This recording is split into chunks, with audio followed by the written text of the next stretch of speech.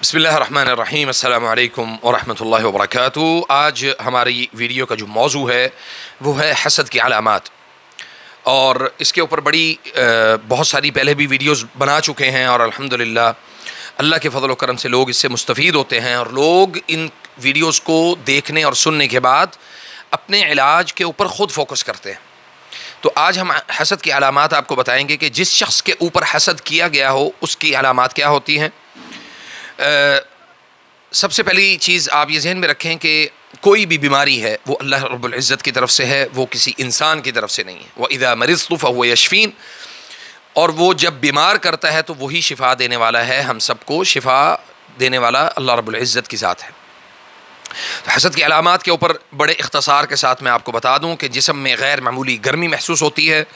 متلی الٹی کا محسوس ہونا، الٹی آنا، بلغم محسوس ہونا، جلد پر دانے یا الرجی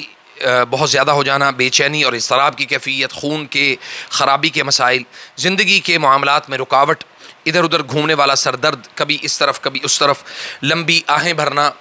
دوران رقیہ، عبادات میں دل نہ لگنا، اور جوڑوں کے درد کی شدت ہو جانا، اور وسوسے اتنے زیادہ آنا کہ انسان کو خودکشی کا ڈر لگا رہے۔ اسی طرح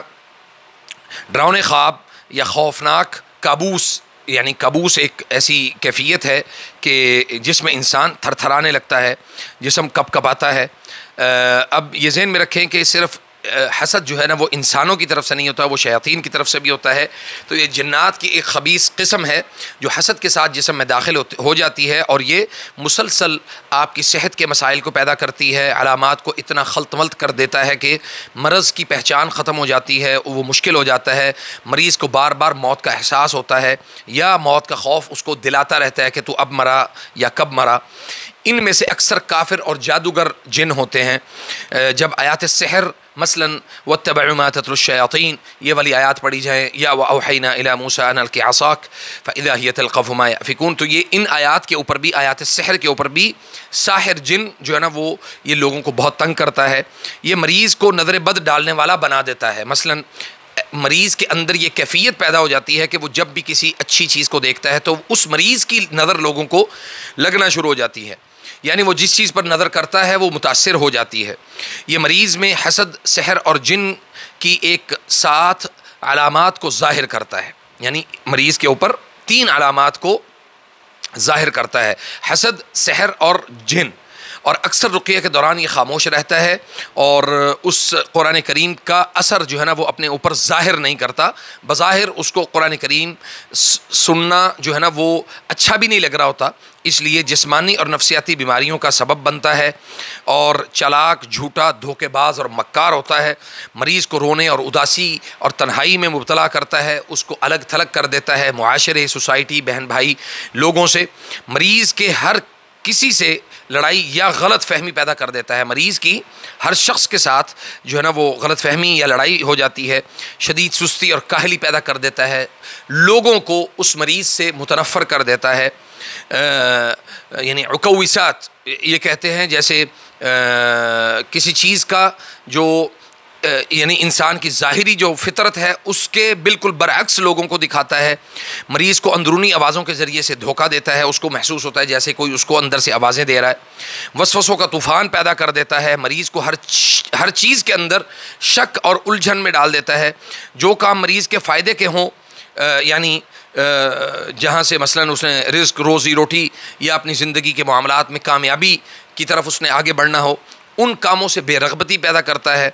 گہری اور لمبی نیند طاری کرتا ہے، سستی اور کاہلی کی کیفیت مریض کو ہمیشہ رہتی ہے۔ مریض کو حتیٰ کہ اپنے بچوں تک سے حسد کرنے پر مجبور کر دیا جاتا ہے، اپنے بچوں کو وہ مارنے لگ جاتا ہے، اپنے بچوں سے نفرت شروع کر دیتا ہے، جبکہ حقیقت میں وہ حاسد خود ہوتا ہے، مریض نہیں ہوتا، وہ حاسد جن ہوتا ہے جو مریض کے اندر موجود ہوتا ہے۔ مریض کو زوردار جمائی اور جو ہے نا وہ لمبے لمبے اس کے منہ کھولنا اور جبڑوں میں درد پیدا کر دینا، اور آنکھوں میں اس دوران آنسو آ جانا، یہ کیفیات پیدا کرتا ہے۔ اسی طرح علاج کے دوران مریض کا سینے کو پھلا دیتا ہے، وہ بڑا بڑا اس کو محسوس ہوتا ہے۔ راقی یعنی معالج سے دم کرنے والے سے مقابلے کی قوت پیدا کرتا ہے اس کے اندر، ظاہری علامات کو چھپاتا ہے لیکن اندر سے مریض کو تباہ کر رہا ہوتا ہے، آیات حسد اور سحر پر انتہائی تکلیف میں مبتلا ہو جاتا ہے، مریض کو پورے جسم میں خاص طور پہ سینے کا سن ہو جانا، یعنی اس کو عربی میں خدر کہتے ہیں، تو اس کا سینے کا سن ہو جانا یہ کیفیت ہوتی ہے۔ مریض کو یوں محسوس ہوتا ہے کہ جیسے وہ جاگتے ہوئے خواب دیکھ رہا ہے، بار بار جنازے دیکھنے کے خواب آتے ہیں۔ اکثر اوقات یہ عاشق جن میں تبدیل ہو جاتا ہے۔ یہ یاد رکھیں کہ ہر جادوگر جن جو ہے نا وہ عاشق نہیں ہوتا، لیکن حاسد جن جو ہے نا یہ یقیناً جو ہے وہ اس میں تبدیل ہو جاتا ہے حسد میں، یعنی حاسد جن عاشق جن میں تبدیل ہو جاتا ہے، خاص طور پر جب حسد پرانی حالت اختیار کر لے۔ خواتین کو شادی، شوہر اور مباشرت سے نفرت دلاتا ہے، مرد اور عورت دونوں میں جنسی خواہشات کو بڑھاتا ہے اور وقت کے ساتھ عاشق جن بن جاتا ہے۔ آنتوں کے اندر یعنی پیٹ کے اندر گیس اور بدہضمی اور نظام انہضام کی بیماریوں کو پیدا کرتا ہے۔ اگر کولون یعنی یا پیٹ کے مریض قرآن کریم سے علاج کریں تو اس علاج کے دوران ان کی حالت بہت بہتر ہو سکتی ہے۔ اور حسد کی چند اور نشانیاں جو ہے نا وہ میں آپ کے سامنے رکھ دیتا ہوں۔